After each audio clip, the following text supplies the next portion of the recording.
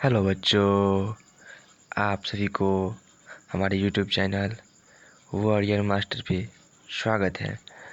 जैसा कि आज आप सभी को पढ़ना है कि संसाधन और विकास, जो कि ज्योग्राफी का पहला चैप्टर है, जिसका लेक्चर नंबर आज पहला है, ठीक है।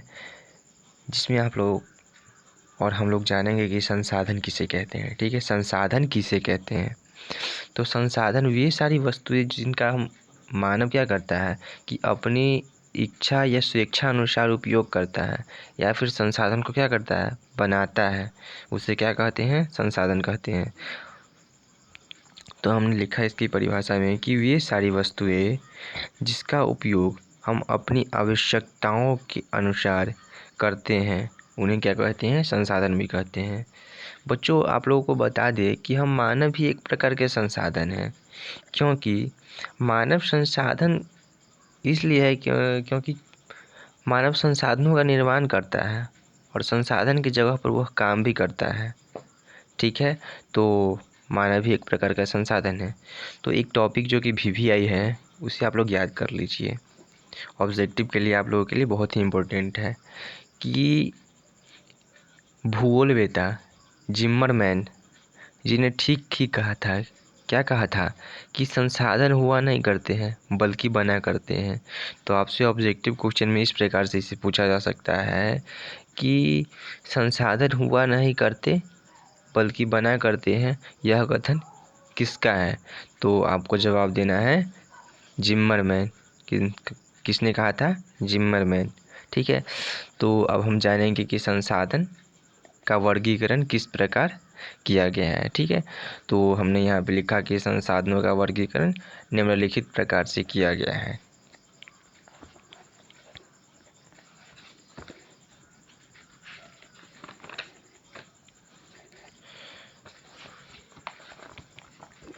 तो इसमें हमारे पास पहला नंबर टॉपिक में क्या कर रहा है कि उत्पत्ति के आधार पर, ठीक है, यानी कि जो संसाधन उत्पन्न हुए हो उनके आधार पर संसाधन के कितने प्रकार हैं।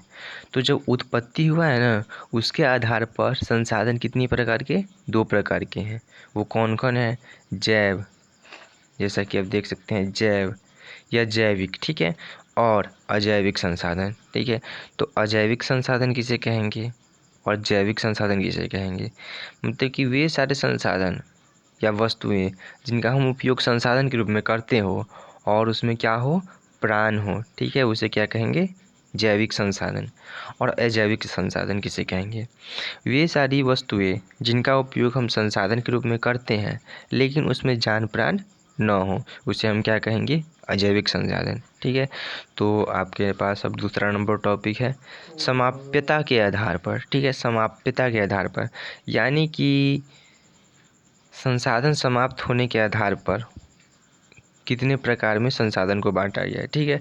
तो इसे क्या किया गया है? 2 प्रकार के भाग, 2 प्रकार में बांटा गया है। कौन कौन? तो आप हम देखते हैं। जैसे पहला में कह रहा है कि नवीकरणीय। नवीकरणीय का मतलब यानी या चक्रीय संसाधन। तो नवीकरणीय का मतलब यह होता है कि यदि किसी वस्तु का बार बार उपयोग संसाधन के रूप में किया जाए तो उसे क्या कहेंगे? नवीकरणीय या चक्रीय संसाधन, ठीक है। तो अब है अनवीकरणीय संसाधन। तो अनवीकरणीय या अचक्रीय संसाधन वैसे संसाधन या वैसे वस्तु जिसका उपयोग हम भविष्य में केवल और केवल एक ही बार कर सकते हैं, उन्हें चक्रित नहीं किया जा सकता है संसाधन के रूप में, उसे क्या कहेंगे? अनवीकरणीय संसाधन। इनकी परिभाषाएं आप लोगों को नोट्स में, PDF नोट्स में मिल जाएगा, ठीक है, कमेंट में या फिर डिस्क्रिप्शन में, ठीक है। तो आप लोग वहाँ से ले लेंगे। तो अब आपके पास है कि स्वामित्व के आधार पे। तो स्वामित्व के आधार पर संसाधनों को कितने भागों में बांटा गया है? 4 भागों में बांटा गया है। यहाँ पे मैंने क्या किया है? 3 भागों में लिख दिया, ठीक है। यहाँ पे 4 भागों कर देना है, 4 भागों में, ठीक है, 4 भागों में बांटा गया है।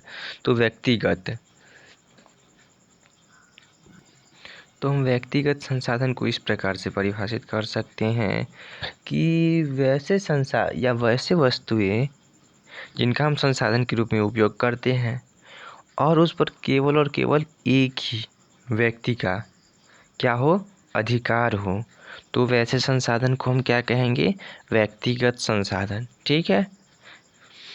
और सामुदायिक संसाधन, तो वैसी वस्तुएं जिसका उपयोग हम क्या करते हैं कि हमारे पूरे समुदाय के लोग कर सकते हैं। ठीक है। संसाधन के रूप में उसे क्या कहेंगे, सामुदायिक संसाधन। ठीक है। तो अब हमारे पास है राष्ट्रीय संसाधन, तो वैसे संसाधन जिस पर क्या हो कि हमारे पूरे देश या राष्ट्र का क्या हो, अधिकार हो, उसे क्या कहेंगे, राष्ट्रीय संसाधन। इसमें जैसे कि सड़कें आ सकती है, नदियाँ, तालाब, बंजर भूमि, तालाब में आ जाएगा सरकारी पोखर, तेल उत्पादक क्षेत्र, राष्ट्र की सीमा से, राष्ट्र की जो हमारे देश की सीमा होगी ना, उससे क्या होगा, 12 नॉटिल मील, जो कि समुद्री क्षेत्र में और महासागरीय क्षेत्र में क्या हो, उसके अंतर्गत आने वाले क्षेत्र क्या कहलाते हैं, राष्ट्रीय संसाधन में आते हैं। ठीक है। तो हम अब जानेंगे अंतर्राष्ट्रीय संसाधन। ठीक है।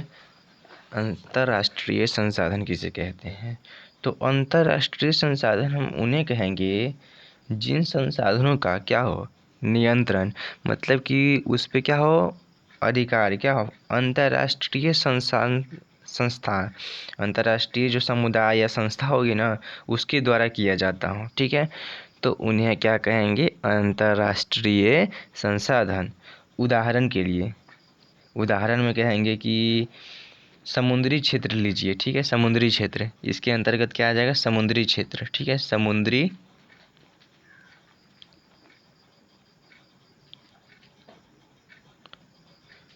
क्षेत्र। ठीक है। किसी देश के नियंत्रण में उस देश की तट रेखा से 200 किलोमीटर, यहाँ पे 200 किलोमीटर तक के क्षेत्र में क्या होगा, इस पे अधिकार होगा। ठीक है। अंतर्राष्ट्रीय संस्था होगा। ठीक है। तो अब हम देखेंगे आगे, विकास के आधार पर संसाधनों का वर्गीकरण। ठीक है। तो विकास के आधार पर जो कि संसाधन हमारा 3 प्रकार का होता है, तो हमें इसमें क्या पढ़ना होगा, ये 3 प्रकार के होते हैं। तो आप लोग देख रहे हैं कि कौन कौन है, कितने प्रकार के हैं। पहला नंबर में क्या है कि संभावी संसाधन, दूसरा में क्या है, विकसित, और तीसरा में संचित कोष। तो हम जानेंगे कि संभावी संसाधन किसे कहते हैं। तो क्या होता है कि संभावी संसाधन हम उस वैसे संसाधन को कहेंगे जो कि हमारे देश में या फिर हमारे पास उपलब्ध है, लेकिन हम उसका वर्तमान अभी के प्रेजेंट समय में उपयोग नहीं कर रहे हैं, तो उसे क्या कहेंगे, संभावी संसाधन। ठीक है। जैसा कि आपको समझ में आ चुका होगा, आप लोगों को ये PDF जो कि यहाँ पे जो भी पढ़ाया जा रहा है उसका PDF आप लोगों को कमेंट सेक्शन और वीडियो के डिस्क्रिप्शन में मिल जाएगा। यदि हमारा वीडियो आप लोगों को अच्छा लग रहा है तो एक लाइक ज़रूर करें। ठीक है। तो अब हम बढ़ते हैं कि विकसित संसाधन किसे कहते हैं। तो वैसे संसाधन जिसका क्या हो चुका है, विकास हो चुका है, उसे क्या कहेंगे, विकसित संसाधन। साधारण सी भाषा में आपको बताया जा रहा है। संचित कोष संसाधन, तो हम संचित कोष संसाधन किसे कहेंगे कि भविष्य ऐसे कोई कुछ संसाधन आप तो जानते ही हैं कि हमेशा रहने वाले नहीं हैं, तो उन्हें क्या किया जा रहा है, संचित रखा जा रहा है, मतलब इकट्ठा करके। क्यों, भविष्य के लिए। तो वैसे संसाधन जिन्हें भविष्य के लिए इकट्ठा करके रखा जा रहा हो, उसे क्या कहेंगे, संचित कोष संसाधन। ठीक है। अब अगला नंबर टॉपिक हमारे पास है कि संसाधन का विकास। तो संसाधन का विकास किस प्रकार से हुआ और उनका दोहन किस प्रकार से हो रहा है, संसाधन का विकास किस प्रकार से किया जा रहा है और उनका दोहन भी किस प्रकार से हो रहा है, जानेंगे। तो आज आप लोग देख रहे होंगे कि हमारे आसपास में भी कि कुछ लोग ऐसे होते हैं कि स्वार्थपूर्ण भावनाओं के कारण क्या करते हैं कि संसाधनों के, प्राकृतिक संसाधनों का क्या करते हैं, दोहन करने लगते हैं। जैसे कि पेड़ पौधों की अंधाधुंध कटाई करते हैं, जिससे उन्हें कुछ पैसे की आमदनी हो सके। ठीक है। तो संसाधनों का विकास, तो आप लोग अपने आसपास देखते होंगे कि कुछ लोग पैसों के लालच में, चंद पैसों के लालच में आने पर या फिर अपनी आवश्यकताओं की पूर्ति हेतु संसाधनों को क्या करते हैं, व्यर्थ में या शोषण करते हैं, बर्बाद कर देते हैं। हम लोग यह जान चुके हैं कि कुछ ऐसे संसाधन भी ऐसे होते हैं जिनका हम उपयोग एक ही बार भविष्य में एक बार कर सकते हैं, दोबारा नहीं कर सकते हैं। ठीक है, तो उन्हीं संसाधनों को बचाने के लिए, जो संसाधन इस प्रकार के हैं, उन संसाधनों को बचाने के लिए ही क्या किया गया था, एक प्रक्रिया अपनाई गई थी जिसका नाम क्या था, सतत पोषणीय क्या था, विकास। सतत पोषणीय विकास कहा गया है। ठीक है, तो अब हम जानेंगे कि सतत पोषणीय विकास क्या है। ठीक है, तो आपके पास ये नोट्स है जिसमें लिखा हुआ है सतत पोषणीय विकास का परिभाषा। वीडियो को पॉज करके देख सकते हैं। ठीक है, तो अब हम अगले नंबर टॉपिक पे जाते हैं, जैसे कि रियो डी जनेरा पृथ्वी सम्मेलन क्या था। चूँकि आपको यह 2 नंबर में प्रश्न में पूछा जाने वाला प्रश्न है। ठीक है, और इससे कुछ ऑब्जेक्टिव 2-3 ऑब्जेक्टिव भी बन सकते हैं। तो आपको मैं बता देता हूँ कि ऑब्जेक्टिव इसमें कहाँ से बनेगा और सब्जेक्टिव किस प्रकार से होगा। तो आपको एग्ज़ाम में पूछा जा सकता है कि रियो डी जेनेरो पृथ्वी सम्मेलन कब हुआ था, या फिर इस प्रकार से पूछा जा सकता है कि रियो डी जेनेरो क्या था, कौन सा सम्मेलन था। तो आपको कहना है पृथ्वी सम्मेलन। और इसको पूछा जा सकता है रियो डी जेनेरो पृथ्वी सम्मेलन कब आयोजन किया गया था। ठीक है, ये सब तो आपको मैं इस टॉपिक में बताने जा रहा हूँ। ठीक है, तो यह रियो डी जनेरो पृथ्वी सम्मेलन, यह सम्मेलन का आयोजन सन कब किया गया था, 1992 में। तो आपसे पूछा जाएगा कि रियो डी जेनेरो पृथ्वी सम्मेलन का आयोजन कब किया गया था, या फिर यह सम्मेलन कब हुआ था। तो आपको कहना है कि 1992 ईस्वी में। ठीक है, तो यह कहाँ हुआ था, ब्राज़ील का एक शहर है जिसका नाम क्या है, रियो डी जेनेरो। ठीक है, तो मैंने यहाँ पे लिखा है कि ब्राज़ील के रियो डी जेनेरो नामक शहर में किया गया। ठीक है, तो इस सम्मेलन में क्या हुए थे, 100 से भी अधिक देश के क्या हुए थे, राष्ट्राध्यक्ष सम्मिलित हुए थे। ठीक है, तो इसे प्रथम अंतर्राष्ट्रीय पृथ्वी सम्मेलन के भी नाम से जाना जाता है।